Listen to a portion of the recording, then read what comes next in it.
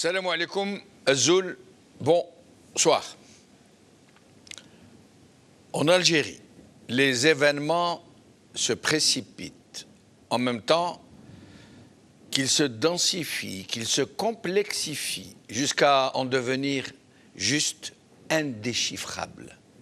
Plus personne ne sait ce qui se passe à l'intérieur de ce qu'ils disent être l'État algérien et qui n'est qu'un système très aléatoire, très bidouillé, qui ne repose que sur la même mise d'une junte sur le pouvoir. Le tout récent désaveu populaire de tout le régime, qui a eu lieu après les législatives du 12 juin, est venu sonner le glas d'un système déjà moribond et qui n'en finit pas d'agoniser. Rappelons, pour mémoire, que les 3 dernières consultations organisées par le pouvoir, les présidentielles du 12 décembre 2019, celle du référendum sur la Constitution du 1er novembre 2020 et les récentes législatives du 12 juin, ont été toutes 3 massivement boycottées par les électeurs. Les 3 consultations sont considérées, malgré la fraude et le bourrage qui les ont distinguées, comme les élections les plus boycottées depuis l'indépendance du pays. Et la toute récente, celle des législatives, a battu le record de l'abstention active dans l'histoire du pays.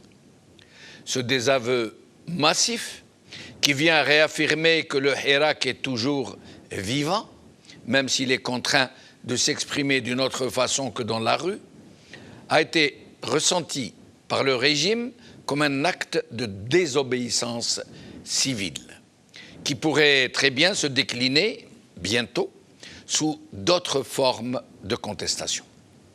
C'est cette résistance pacifique et massive du peuple algérien, latente ou déclarée, ajoutée à la très grave crise économique qui s'apprête à déferler sur le pays, qui semble avoir ébranlé en profondeur ce qui semblait être une vraie unanimité au sein du système, entre l'état-major de l'armée et sa façade civile.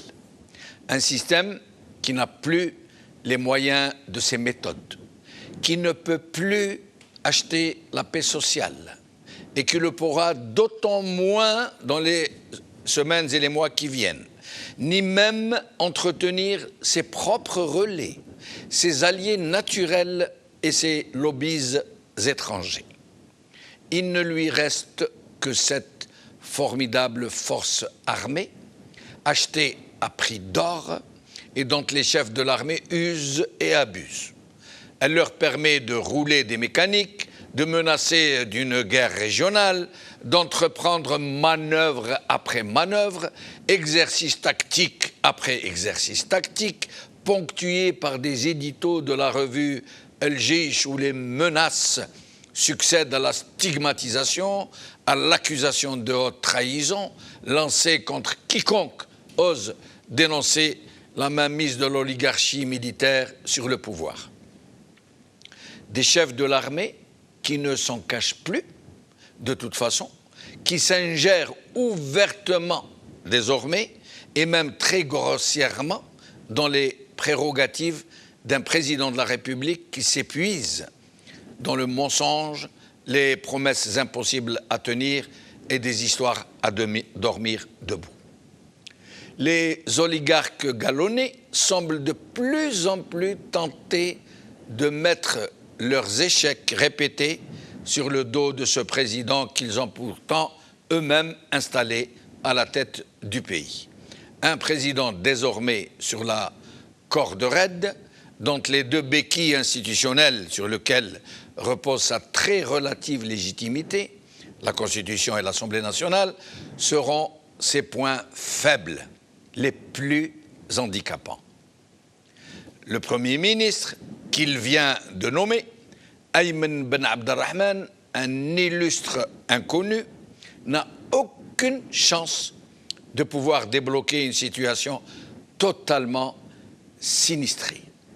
Ni lui, ni personne d'autre par ailleurs, ni même les meilleurs grands commis de l'État qui pourraient se trouver. Le système, une médiocratie doublée d'une mafiocratie, se distingue par une inaptitude systémique à pouvoir gérer une situation aussi compliquée aux tâches d'une gérontocratie quasi irréductible et qui détient la possibilité de plonger le pays dans une violence que personne n'ose imaginer seulement. Et c'est dire combien les perspectives sont étriquées et combien il est devenu plus qu'urgent de nettoyer les écuries d'Ogia.